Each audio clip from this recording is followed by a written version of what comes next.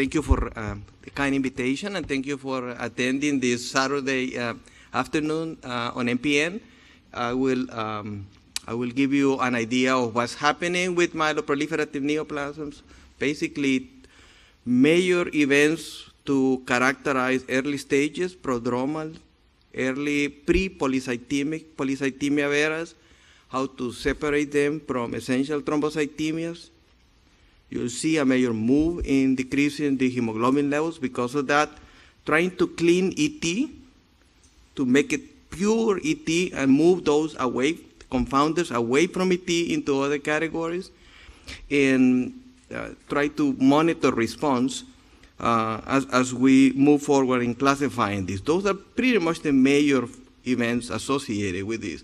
How do we measure follow-up response as you are doing all of these new targeted treatments? What histopathologic criteria could you use? Those are my disclosures.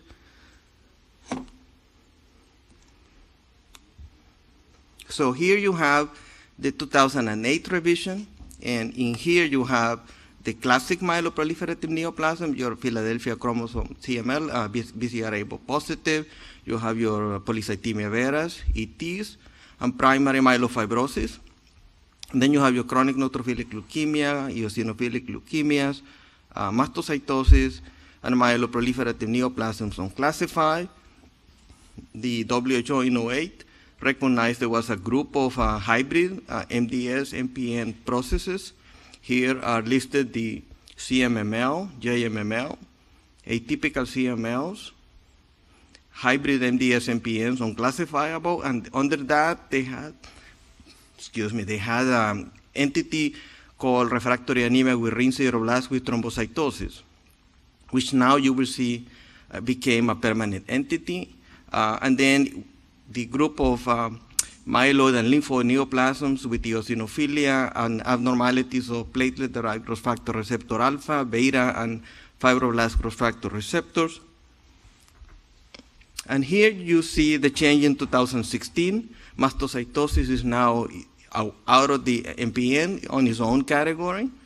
And then the genotype-phenotype correlation studies for the last 5 to 10 years, you see that now RARST, refractory anemia with ring sideroblasts, is now one of the better defined entities. It's now a permanent entity under MDS, MPN, with ring sideroblasts and thrombocytosis. And then there is a provisional new category added to the group of myeloid and lymphoid neoplasms with eosinophilia, which is the PCM1, JAK2. Those tend to have, they present also as myelofibrosis. They tend to have left-shifted erythropoiesis, lymphoid aggregates, and create some confusion with primary myelofibrosis. So it has been indicated there. It has a unique morphology and phenotype and molecular, and therefore is being postulated as a provisional entity.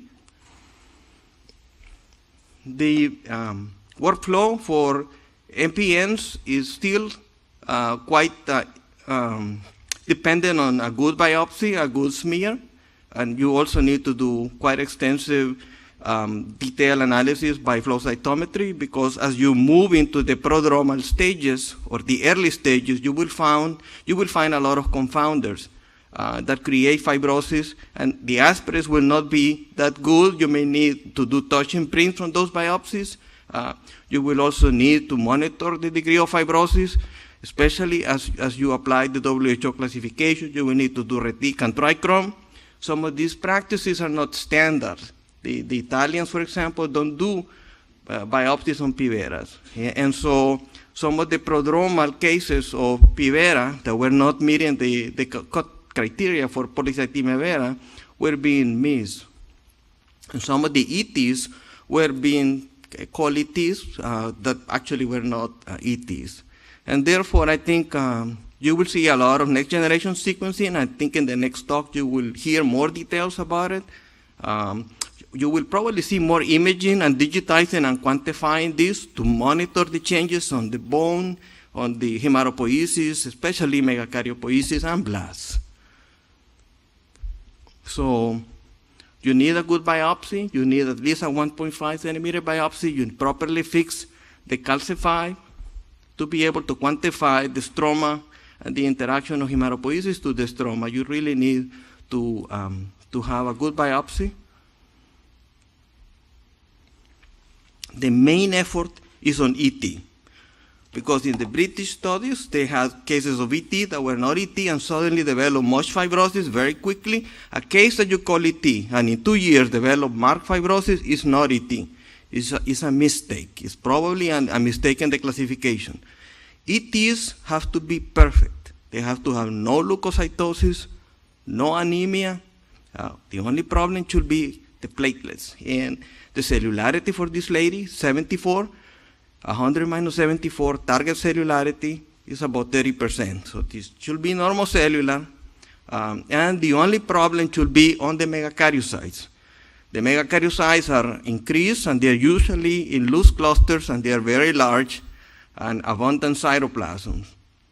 The background hematopoiesis should be perfect. The myeloid to erythroid ratio should be perfect, 2:1 or 3:1. So that is good myelopoiesis and good erythropoiesis. Here you have in a reticulin trichrome, a reticulin stain on the lower right. You can see that the megakaryocytes have what is called staghorn-like nuclei, deeply lobulated, but there is not much fibrosis. The WHO accepts up to grade 1 fibrosis in the classic cases of ET. On the smears, you see, wow, what are these big megakaryocytes? But the rest of the myelopoiesis, the erythropoiesis is intact.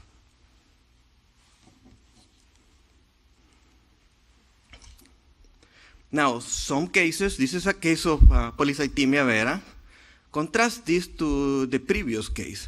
The marrow is 100% cellular. Almost all P veras are 100% cellular. It's very easy to distinguish P vera from ET. The cellularity tells you all. It's pan-myelosis, the erythroids are up, the myeloids are up, the megs are up.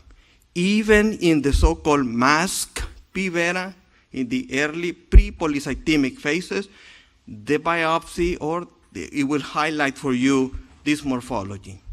And everything is up. You will see erythrocytosis in your blood. You see a circulating NRBC. You see these large clusters of megs from different stages beginning to form loose clusters. Loose clusters have still some hematopoietic cells in between. They are not perfectly opposed next to each other. You still see some sprinkling of myelopoiesis and erythropoiesis in between, but you see the full spectrum of small to giant megs, but still they don't have these plastic features. Here you can see on the smear, compared to the ET meg, this is 3 times those. The ploidy on these ones, if you were to do ploidy analysis, will be like 600 ploidy or 300, about 300 ploidy, each lobe being a 2N. You see also the presence of reticular fibrosis. In P vera, reticulin fibrosis at presentation predicts that they might progress faster to a post-P vera myelofibrosis, so it may be important for you in deciding follow-ups on this patient.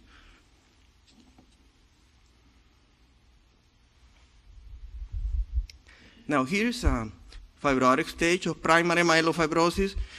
You see the leukoerythroblastic picture, the dacrocytes in the blood, and then you see this massive destruction of the bone marrow architecture.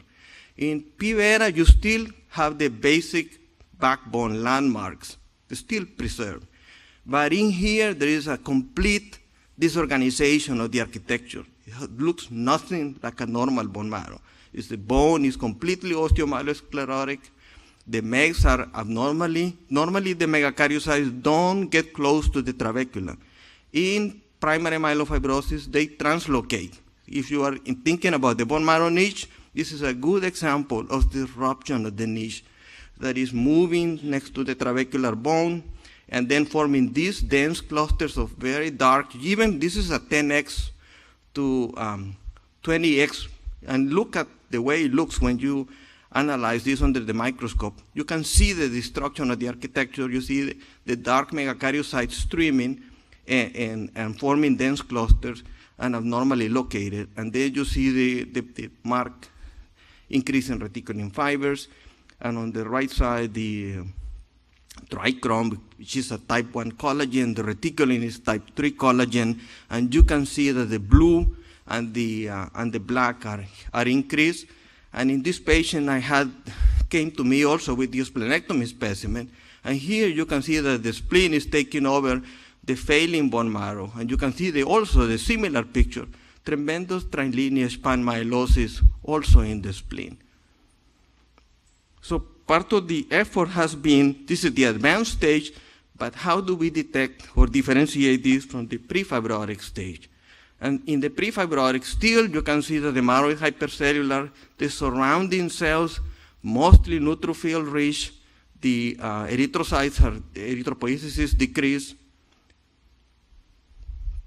And here's more or less a quick summary of what the WHO has been trying to do. They actually moved for the ET, they just added, in addition to JAK2, they added CALR to the mutations, but basically they began to use the morphology of the polycythemia vera, the panmyelosis, and the pleomorphism from a minor criteria to a major criteria to clean the ET with polycythemia. We believe that probably those are misdiagnosed pre-polycythemic polycythemia veras. Yeah, and if those cases are properly classified, this will allow us to focus our efforts better on a more homogeneous group.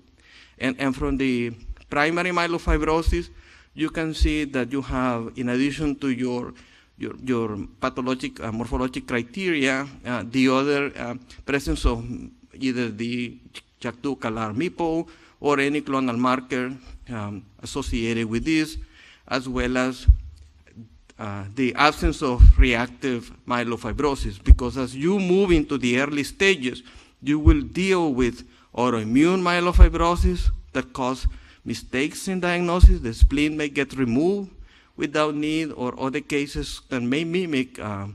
So you have to exclude reactive cases in this situation. Okay, so one of the main issues was, well, how do we separate early stage PMF from ET? It's actually very easy as long as you have a good biopsy. Look at the ET down there. That's your normal. Essentially normal. It's so normal that sometimes this comes to me as normal bone marrow, and then after a year or so, it comes to our colleagues in the MPN group. It still has persistent thrombocytosis, you know, and so now they're finding a JAK2 or molecular thing, but they can be amazingly subtle, very difficult without the clonal markers that we have now. Pathologists didn't used to pay attention to the morphology of the MEG, but look at the nice staghorn of those megakaryocytes in there. Dispersed, giant megakaryocytes with that staghorn. The rest of the background completely normal. Look at the early PMF, although there is no fibrosis, it's completely messed up. You know, the whole megakaryocytes are forming large, dense clusters of megs. It's hypercellular, and you see all these abnormal asynchrony of these hypolobulated as well as hyperchromatic nuclei meg. So these issues have been put into that into the WHO to highlight how to separate them. Okay, what about the other form? What about the early one, the one that forced to decrease the hemoglobin because we were missing some P veras? This is so-called mass P vera. Didn't quite meet the hemoglobin criteria of the 2008. But as you can see here, even though they were so-called mass P vera, the oncologists followed these patients later on, they realized it was P vera. They went back and they got all of these cases, they got some controls, they got a lot of pathologists together, asked them what did they felt, put them in a scoring list and see if this was reproducible. You can see that the mass P vera, even though it wasn't fulfilling the cutoff criteria, he had pretty typical morphologies of typical P vera. You know, he had distant myeloses, all the neutrophils were up, and so on. So this shows that this is reproducible. This is the difference that I just highlighted for you. This is the mass P vera against the classic P vera study. You can look for more details in this paper. These are cases that came to Dr. Diagnostic. They even removed the spleen and called it extramedullary hematopoiesis, but actually had a low-grade angiosarc in this. And this case of pre-leukemic CML with minimal leukocytosis that had the P230 BCR-ABL. Now this is another case. This is with thrombocytosis. The background, a lot of, you see those fries, eggs, those are normoblasts, a lot of erythroid increase, lots of MEG, normal MEGs is 3 to 6 in the bone marrow. Here you have more than 6, and then you do iron stain and you find ring sideroblasts. This is the case where there has been most successful phenotype-genotype correlation, and if we are careful, I think we will be able to find more of this, so that the oncologists have ways to have more homogeneous entities. This was a mess group of diseases. These are everywhere in the previous classifications by pathologists and oncologists. Anemia, erythroid dysplasia, more than 15% rings. You need to have more than 15% rings. Less than 1% blast in the blood, less than 5% blast in the bone marrow. Persistent thrombocytosis of more than 450. Presence of splicing factor 3B1, or in the absence of splicing factor 3B1, no history of recent growth factor, therapy that could explain the myelodysplastic proliferative features, no BCR-ABL, no rearrangement of the PDGFR receptors, no PCM1 JAK2, no abnormalities on chromosome 3 or delphi-Q, and no history of preceding MPN, MDS, except perhaps MDS with ring sideroblasts. Okay, a diagnosis of MPN is support MDS with ring sideroblasts supported by a splicing factor 3B1 plus JAK2 and CALR. These are some features of MDS with fibrosis, completely different. These are some of the other molecular findings in neutrophilic leukemia. They call color-stimulating factor 3 receptor, as well as the ZBP1 and ETNK1 for atypical CMLs, and TET2 SRFF2 for CMMLs.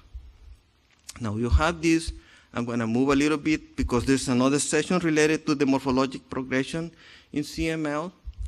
So the definition of histopathologic response, and you need to have a good biopsy. You need to have retic and trichrome. Some groups don't want to do trichrome, but I think it's important if you want to do grading. And you got to go with the highest grade. The highest grade in at least 30% of the bone marrow area. Here's normal, MF0, slight perivascular, delicate fibers on MF1. Here's railroad train station, that's MF2. Dense, gray to black, coarse, MF3. And this is modified in the WHO. Highlighted in bold are the changes. You assess also areas when you treat them with the different inhibitors. You still go to the hematopoietic area to assess this. You also use areas, even the areas with edema. And the major criteria for response at this point are being proposed: reticulin, collagen, and the osteosclerosis. Here's a case with baseline treatment. I have never seen this before. I thought I'd never see this. Grade 3 to this one, 2 years later to grade 2. And the hematopoiesis coming back 4 years later to grade 0. Complete normalization. Definition of accelerated phase, in addition to the classic ones you know, with increased blasts and CD61 megs.